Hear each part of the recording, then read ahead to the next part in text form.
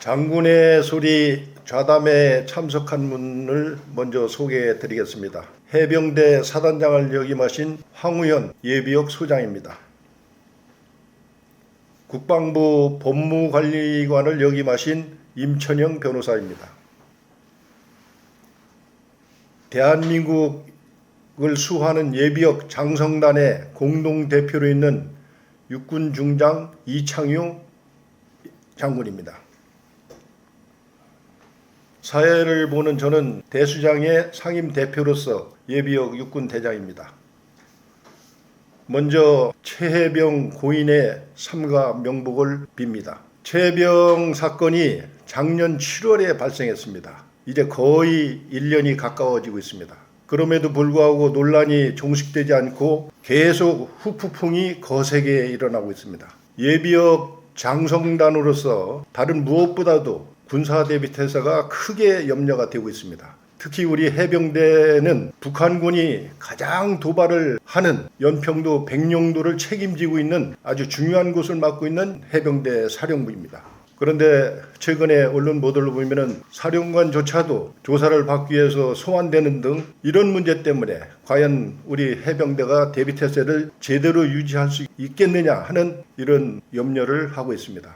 우리 해병대 황우현 장군님, 우리 해병대에 미치는 이 사건이 미치는 전반에 대해서 말씀해 주십시오. 1949년 해병대가 창설된 이후에 최대 위기의 순간입니다. 가장 어렵고 힘든 나날이 계속되고 있어서 현역뿐 아니라 예비역과 해병대를 사랑하고 응원하는 많은 국민들까지 힘들어하고 있는 현실입니다. 매일 일부 언론과 인터넷 뉴스 상단에 등장하고 있는 최혜병 특권 관련 내용은 말없이 임무를 수행하고 있는 우리 해병대 장병들을 가장 힘들게 하고 있습니다. 해병대 사령관이 공수처에 출석하는 모습과 내용이 대서특필되는 상황 아닙니까? 그 외에 해병대 사령부와 1사단에서 근무했던 주요 보직자들이 계속 수사를 받고 불려다니고 있으니 부대 지휘하기가 얼마나 힘들겠습니까? 최근에는 공수처에서 해병대 사령관과 수사단장 박대령 대진 실문을 시도한 바 있습니다. 이것은 직속 상관인 해병대 사령관과 부하인 수사단장을 대진 실문을 시켜서 해병대가 위계 질서가 없고 상하 신뢰관계는 무너졌고 기강이 완전히 망가진 형편없는 군대로 만들어 가려는 그런 의도로 보일 수밖에 없습니다. 그런 의도는 없습니까? 언론에 회자되고 있는 것처럼 우리 해병대가 그렇게 형편없는 군대라면 지난 7월 19일 최혜병 순직사고 이후에 임무수행도 제대로 하지 못하고 사고나 계속 터지고 있는 그런 군대가 되어야 되지 않겠습니까? 그러나 이렇게 어려운 상황 속에서도 백령도로부터 연평도, 김포, 강화, 포항, 제주도 일까지 흩어져 있는 해병대 전 장병들은 묵묵히 부여받은 임무를 완수하고 있습니다. 이렇게 임무를 잘 수행하고 있는 해병대 장병들을 응원해 주시고 격려해 주시기를 간곡히 부탁을 드립니다. 이상입니다. 우리 황우현 장군님 말씀을 들어보면은 해병대로서 우리 정치권이나 수사기관이나 정부에 대해서 이렇게 조치해 줬으면 좋겠다 하는 그런 요구사항이 있을 것 같습니다. 조치를 어떻게 바라는 요구사항이 있으면 말씀해 주십시오. 예, 해병대는 창설 이후에 6.25 전쟁, 월남 전쟁 등을 통해서 무적해병, 신화를 남긴 해병 등의 전통을 쌓으면서 오직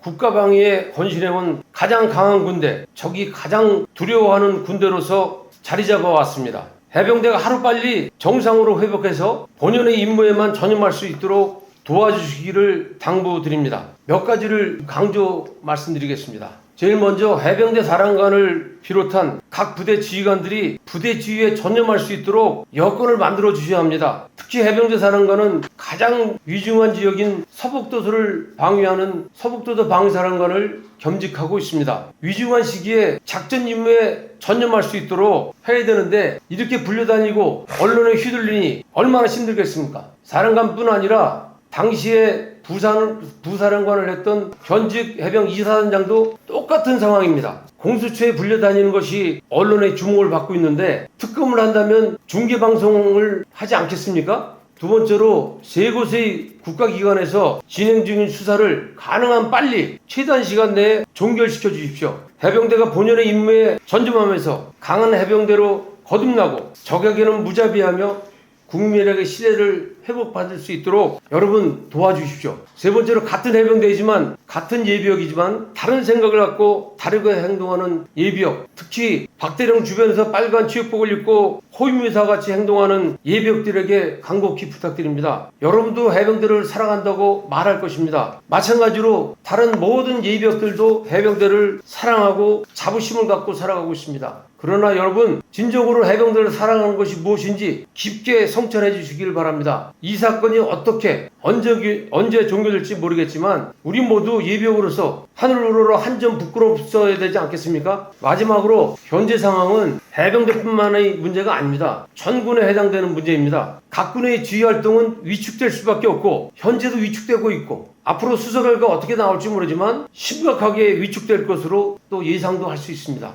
안전사고로 순직한 것을 그 지휘관을 과실치사로 처벌한다면 앞으로 어느 지휘관이 긴박한 작전 상황 속에서 작전 기신 명령을 내릴 수 있겠습니까? 안전위에서가 도초에 깔려있는 육군의 비무장지대 수색정찰 명령을 어느 지휘관이 내릴 수 있겠습니까? 지휘활동은 철저한 준비와 실행이 관건인데 아무리 준비 잘하고 실행한다 하더라도 100% 보장한다는 것은 장담할 수가 없는 것입니다. 이렇게 복잡하게 진행되고 있는 이런 상황을 여러분 누가 가장 좋아하겠습니까? 저는 단호하게 북한군이 가장 좋아하고 있다고 생각합니다. 북한군에게 유리한 이런 상황을 어떻게 두고만 보고 봐야 합니까? 바라줘봐야 되지 않겠습니까? 마지막으로 다시 한번 당부드립니다. 해병대뿐만 아니라 육해공군 전 장병들이 본연의 임무에만 매진할 수 있도록 도와주십시오. 이제 그만 군대를 정쟁의 수단으로 삼는 것을 중지해 주십시오. 그리고 군을 믿고 군이 임무를 잘 수행할 수 있도록 힘을 실어주시고 격려해 주시기를 당부드립니다.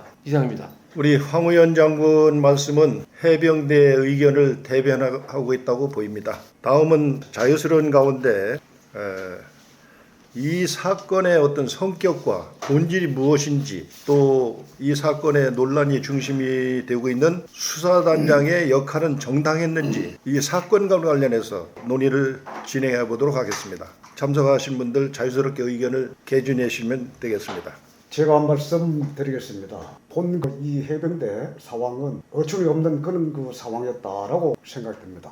그것은 우리가 많은 그런 작전과 훈련을 하지만은 또 상급부대에서 많은 그런 작전 지침 또 지시가 내려옵니다. 가장 중요한 것은 현장을 지휘하는 그 지휘가 가장 중요하다. 즉 상황 판단을 반드시 잘해서 병력 운용을 판단해야 됩니다. 이번에 보면은 언론에 잠깐 언급된 것도 있지만은 사단장이 수중수색 지시를 했느냐 그 자체가 중요하지 않고 현장임 중대장 또 서주장 나아가서 대장이 과연 현장을 사전 정찰하고 우리 상황 판단 요소에 의한 매트 T 플러스 안전에 관한 요소까지 다 판단했느냐 하는 것입니다. 제일 중요한 것은 지금은 전쟁 상황이 아니기 때문에 민간 요소와 안전 요소를 가장 고려해서 병력 운용을 해야 됩니다. 하지만 이번 상황을 보면은 그것을 고려하지 않고 작전 지휘했다. 즉 현장 지휘관 중대장이 가장 큰 미스가 아닌가라고 생각합니다. 우리가 좀 더 나을 것은 이런 현장에 있는 소대장, 중대장 또는 대장이 그런 현장 상황 판단 잘할 수 있도록 그들의 능력을 키워줄 필요가 있다라고 생각이 됩니다. 당시 수사단장의 역할은 정당했다고 보고 계십니까? 다 말씀해 주시면 되겠습니다. 제가 말씀드리겠습니다. 저는 이 사건의 집행정지 사건이라는 것에 대해서 해병대 사령관을 대리해서 사실은 승소한 사건이 있었습니다. 그래서 당시에서 이 사건을 처음부터 봤는데 좀 수사단장이 아쉬운 게 딱 두 가지가 있어요. 첫 번째는 이 사건이 해병대 사단장의 책임이 있다라는 것이 공식적으로 해병대가 인정한 것이 7월 28일입니다. 사령관한테 보고하고 당일 7월 28일 날 오후 14시에 수사단장은 전북 남원에 소재하는 유가족 자택에 찾아가서 사단장은 반드시 처벌한다라는 멘트를 합니다.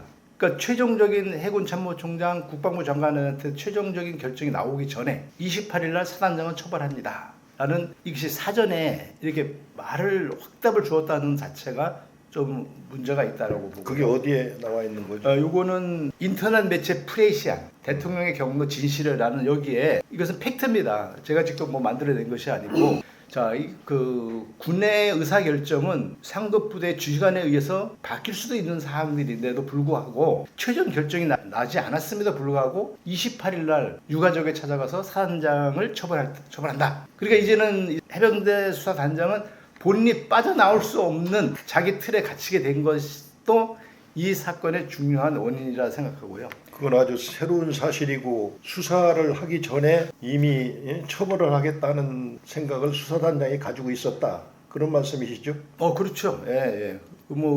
보통 우리 구례에서는 이제 지휘관한테 사전에 의사결정, 최종 결정이 나기 전까지는 바뀔 수 있으니까 명령은 수시로 사건 현장의 여건에 따라서 수시로 바뀔 수 있음에도 불구하고 최종 결정이 나지 않았음에도 사단장은 반드시 처벌한다라고 했다는 것이 프레시안 인터넷 매체 기사에 났고 이것이 진짜 사실이었습니다. 네, 아주 놀라운 사실입니다. 저도 한 말씀 드리겠습니다. 근데 이 수사단장 자신이 이게 다 경찰에 이관하도록 되어 있는 사건인데 수사단장으로서 수사 권한이 없는데 그런 처벌 운운하고 수사 행위를 한 것이 정당한 것인지 묻지 않을 수가 없습니다. 거기에 대해서는 어떻게 생각하는지. 예, 저도 한 말씀 드리겠습니다. 최 해병이 순직한 이후에 후속 조치하는 과정 중에서 무지에 의해서 수사 권한이 없는 해병대 수사단이 실질적인 수사를 했고 8명을 피의자로 직시했습니다. 지금 임천영 변호사께서 말씀하셨듯이 사단장을 반드시 처벌한다는 그런 것까지 했다는 것입니다. 이거 뭐 직권남용 아니겠습니까? 그리고 두 번째로 장관님께서 보고를 받은 이후에 다시 시간이 좀 지났지만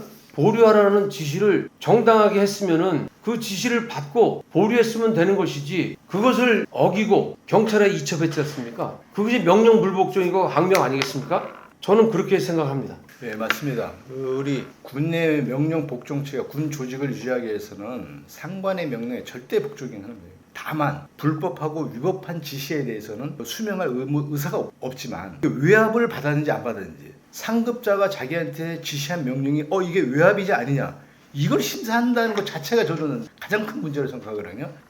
다른 사람을 불법한 지시, 누굴 가서 폭행을 해라, 누굴 죽여라 이런 지시는 당연히 거부해도 되지만 이 상관의 지시가 외압을 받았는지 안 받았는지 자 그러면 모든 이제 앞으로 일어날 그 예상해 보면 하급자가 명령을 받았는데 저 명령이 적법하냐 위법하냐 이거 판단하는 게 아니고 저 명령이 누구한테 외압을 받았냐 안 받았냐 이런 심사를 한다는 것 자체가 앞으로 군 조직에 엄청난 그 피해를 주고 있을 것 같고요. 좀 이 상황은 지금도 이 서해 앞바다에서는 우리 해병들이 북한 지역을 보고 감시를 하고 있는데 이런 상황에서 어떤 지시가 내려졌는데 이게 제대로 된 명령인지 아닌지 심사할 수 있다면 정말 저는 심각한 문제라고 봅니다.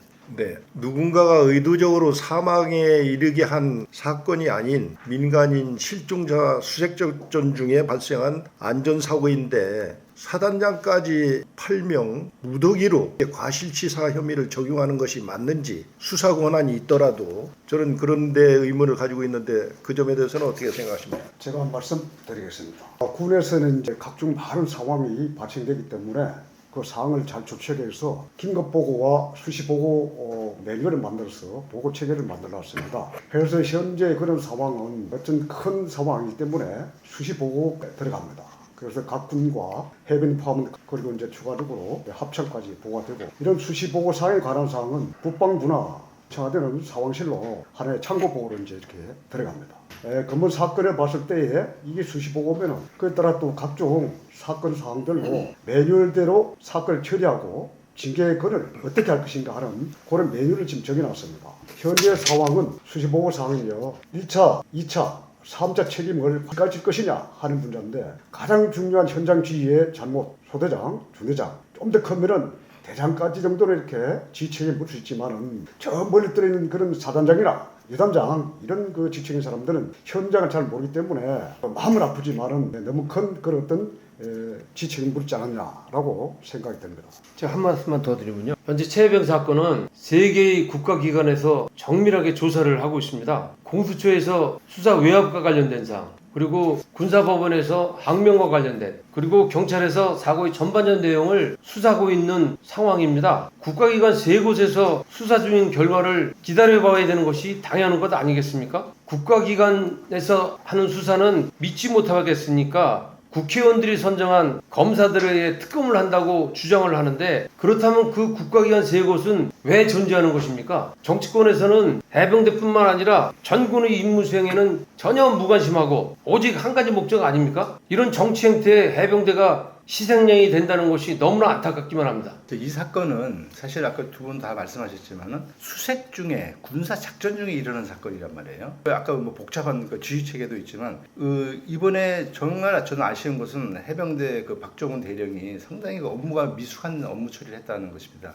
군사보건법 제2조 4항에 보면 뭐라고 되어 있냐면 국방부 장관은 3대 범죄라에 해당될지라도 국가안전보장, 군사기밀보호 그 밖에 이에 준하는 사정이 있을 때에는 해당 사건을 군사법원에 기소할 수 있도록 예외 규정이 명백히 있었어요. 이런 그 수색 작전 중에 일어났던 군사 작전 중에 일어났던 이런 사건은 당연히 국가 안전 보장과 관련된 중요한 사안이기 때문에 군에서 조사하고 군에서 조치할 수 있음에도 불구하고 14일 만에 수사를 마치고 경찰청으로 이첩했다는 거예요. 통상 지금까지 쭉 처리 그 기준을 해보니까 한 70에서 80일, 최소한 2달 이상의 수사를 거친 후에 민간 경찰청으로 갔는데 이 사건은 14일 만에 수사를 마치고 바로 보냈다는 겁니다. 그러니까 저는 이게 두 가지가 아쉬운 거예요. 첫 번째로 이런 군 수색 작전 중에 일어난 사건은 군사법원에서 처리할 수 있음에도 무리하게 그것도 14일 만에 단시간에 그거를 해서 왜 경찰청으로 보냈나. 자기가 충분히 대령이면 그도 최고 병과장입니다. 군에 35년 이상 군 복무한 사람이 이 군의 특수성을 분명히 알면 이 작전은 군에서도 조사할 수 있고 군에 처리할 수 있는 사안이면 이렇게 보고를 했어야 되는데도 이게 무슨 이유인지 모르지만 14일 만에 경찰청을 보냈다는 것 자체가 저 상당히 오랜 군생활을 했던 이러한 수사단장으로서 전 잘못됐다라고 좀. 저도 우리 임천영 변호사님이 말씀하신 대로 수사단장 자신이 무지하고 무능했다. 또 그런 수사 권한이 없는 수사 내용을 보고받은 해병대 사령관을 포함해서 그 지휘계통상에도 다소 문제가 있고 무지했다. 이런 질타를 하고 싶습니다. 또 아울러 우리 군이 징계하는 방법은 행정징계로서의 행정처분이라고 하는 거예요. 징계하는 방법이 있고 네, 그렇죠. 또 형사처벌하는 방법. 제가 현역 때는 그렇게 적용했는데 지금도 그러리라고 보는데 네, 맞습니다. 안전사고 문제를 가지고 형사처벌로 접근한 예가 아니겠습니까? 이런 예는. 근데 징계로도 접근할 수가 있었는데 수사단장이 과연 그런 생각을 했는지 아쉬움이 남는 방법인데 그런 점은 어떻게 생각합니까? 처벌 수단이 아니잖아요. 징계도 파면 있고 강등 있고. 그렇습니다. 중징계에 포함되면 파병 포함해서 범신당 이제. 근데 왜 이 안전사고를 형사처벌로 접근했을까 하는 그런 아쉬운 점이 있다고 말씀드리고 싶은데 우리가 어떤 군에서 사고가 났다라고 하면 조사를 해서 형법에서 처벌할 사유가 있으면 형사처벌 받고 당연히 그 사실이 지휘감독 소홀이라든가 지휘관의 처신이 잘못됐을 때에는 뭐 징계 처벌도 가능한 겁니다. 근데 이 사건에 있어서 아까 말씀드렸죠, 이 대표님이 말씀드렸지만은 중대, 대대, 여단, 사단 많은 지휘 체계 라인이 있었음에도 불구하고 어떻게 최상급자인 사단장을 과실치사로 직접적인 사망과 인과관계가 있는지 이렇게 판단하는 것 자체가 저는 좀 문제가 있다고 보여지고요. 자, 형사처벌하려면 사망과 직접적인 인과관계가 있는 사람에 제한해서 처벌하고 그 나머지 부적절한 어떤 처신이나 이런 지시가 있었던 이분들은 지휘감독으로 징계 책임을 물을 수 있음에도 불구하고 8명을 아무런 생각 없이 다 형사처벌로 갔다는 게 가장 또 큰 문제점이 하나라고 좀 생각합니다.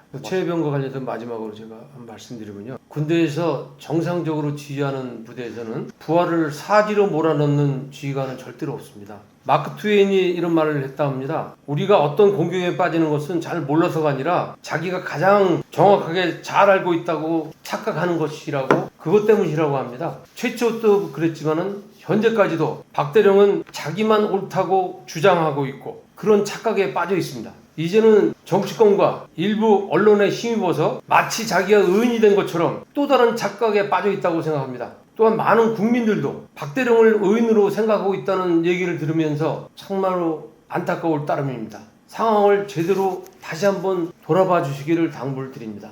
이상입니다. 지금까지 최해병 사건의 어떤 성격과 본질, 또 당시의 수사단장의 역할에 관하여 또 징계권, 형사처벌권 등에 관한 논의를 해봤습니다. 지금부터는 이번 사건의 원인이 됐다고 보는 군사법원법 개정에 관해서도 알아보도록 하겠습니다. 제가 노무현 정부 시절에 군단장을 했는데 군사법원법 개정, 즉 군의 수사권, 재판권 이 자체를 노무현 정부 때부터 없애려고 시도했습니다. 그러다가 결국 문재인 정권이 이를 단행했고 따라서 군의 수사권 재판권이 있는 내용을 현재 경찰에 이관해서 수사하도록 또 재판하도록 이렇게 되어 있는 것입니다. 이 내용에 대해서 누구보다도 전문가이신 우리 임천영 변호사님을 통해서 왜 이게 개정이 됐고 개정된 내용은 어떤 내용이며 지금 군에 어떤 영향을 미치고 있는지 전반적인 것을 알아보도록 하겠습니다. 우리 임 변호사님 한번 말씀해 주시죠. 우리 다 알다시피 2021년 9월 24일 날 군사보건법이 대폭 개정됩니다. 지금 소위 말하는 성폭력 사건, 군 사망 사건, 군 입대 전 사건은 이제 민간 재판에서 재판하도록 되어 있고요. 이때 많은 제도가 바뀌었습니다. 많은 국민들은 모르시겠지만은 고등 군사법원을 폐지하고 모든 2심 재판은 민간 법원으로 갔고요. 그 다음에 군의 특수성인 관할관 제도, 심판관 제도가 완전히 폐지가 됐어요. 또 군검사가 영장 청구할 때는 지금까지 부대장의 승인을 받도록 되어 있는데 이걸 없앴습니다. 뭐 이런 일은 발생하지 않겠지만 군검사가 마음만 먹으면 전방에 있는 지휘관을 마음대로 구속할 수 있는 이 권한을 이번에 준 거예요. 이거를 보면 소위 말하는 노무현 정부, 문재인 정부에는 소위 인권을 강조한다고 하면서 군사법원법의 모든 특수성을 다 폐지해버렸습니다.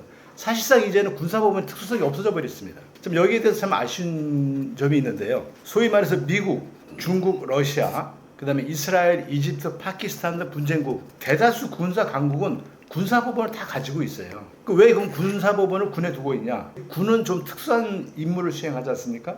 국가안전보장이나 국토방위 이런 특수한 임무를 수행하기 위해서는 지휘권이 확립이 되어야 됩니다. 그래서 군기강 확립 및 군 지휘권 보장을 위해서 이 군사법원이 군에 있는 건데 이러한 것을 다 무시하고 일반 사법 이념인 인권만을 강조하다 보니까 오늘날 같은 그 결과가 발생했고요. 당시 이 군사법원법을 개정할 때 제가 그 공청회에 참석해서 전 이걸 엄청 반대했습니다. 첫 번째, 이게 군사법이 개정돼서 왜 안 되냐면 항소심은 사실관계를 심리하는 것인데 이때 많은 자료가 민간 법원으로 가면 군사 기밀이 유출될 수 있다는 거하고 그다음에 군에서 일어난 사건이니까 군 조직과 군사 이런 관계를 잘 아는 군판사들이 하는 것이 정말 피고인한테 도움이 될 것이고 그다음에 세 번째로는 재판받으러 갈 때 군복을 입고 법원에 가면 법원의 병사들이 법원에 들락날락하는 게 군에 얼마나 그 사기를 떨어뜨리는 거에 되겠습니다. 그다음에 이 교육 훈련도 하고 교육도 해야 되는데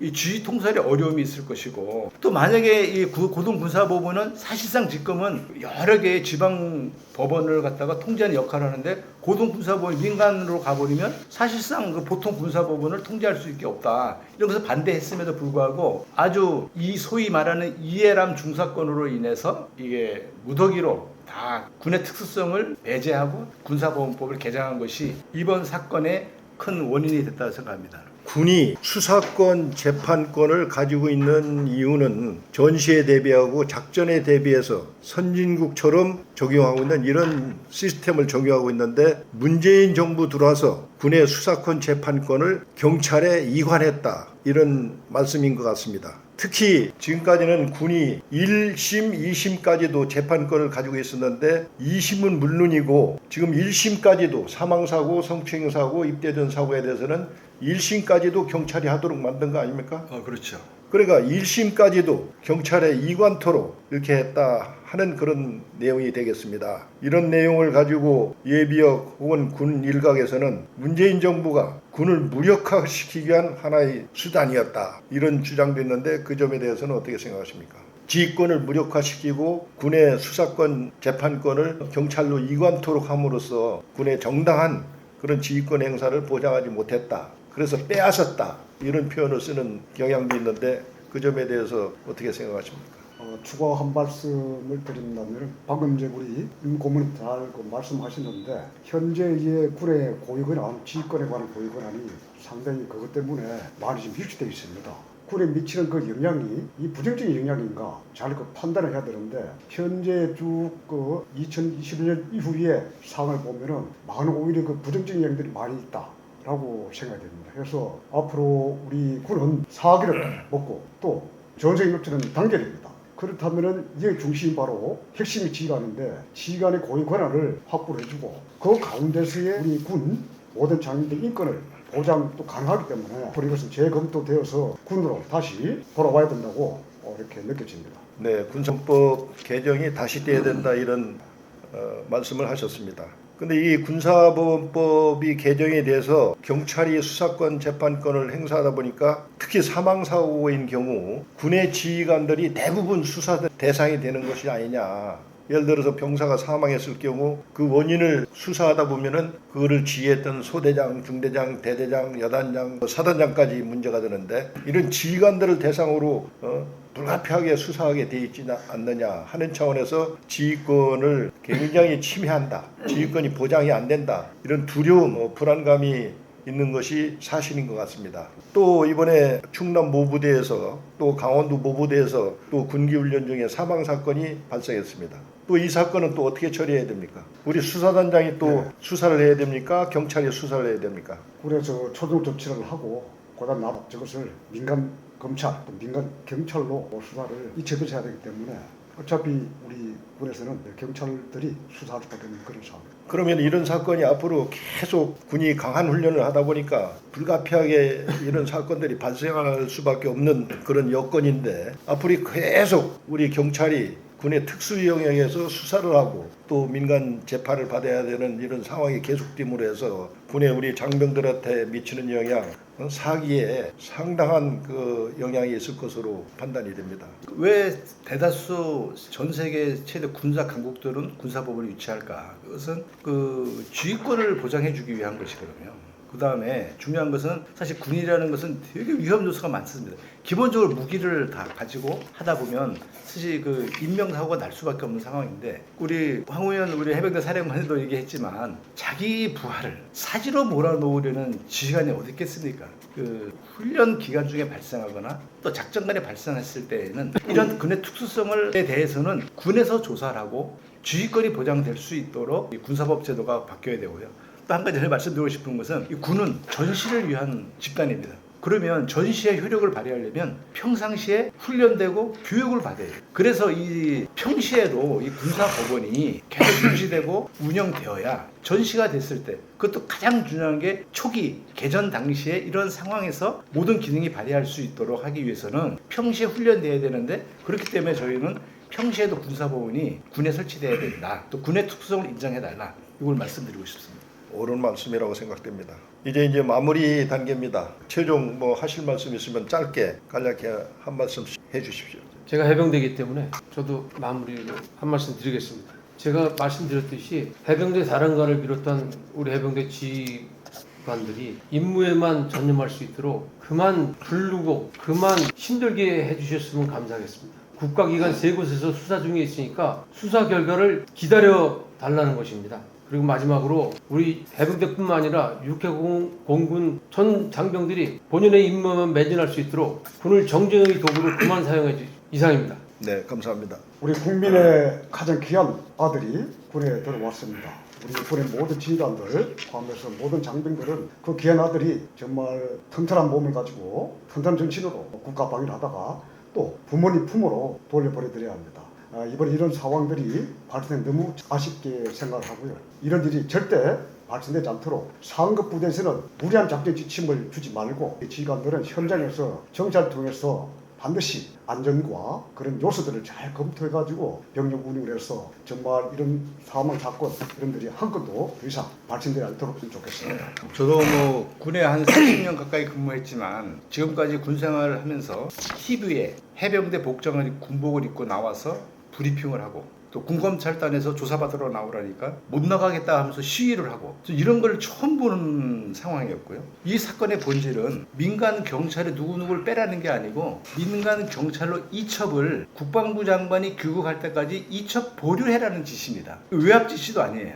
근데 이 실체가 이럼에도 불구하고 마치 이것이 정치권으로 가면서 항명죄 본질이 뒤집혔다. 그래서 이 군사법원은 이 박정훈 대령에 대해서 항명죄를 적용해서 엄하게 처벌해야 군 기강이 다시 살아날 수 있다고 저는 생각합니다. 최해병 사건은 한 생명을 잃은 정말 안타까운 사건입니다. 그러나 이 사건은 안전사고로서 그렇게 복잡한 사건은 아닙니다.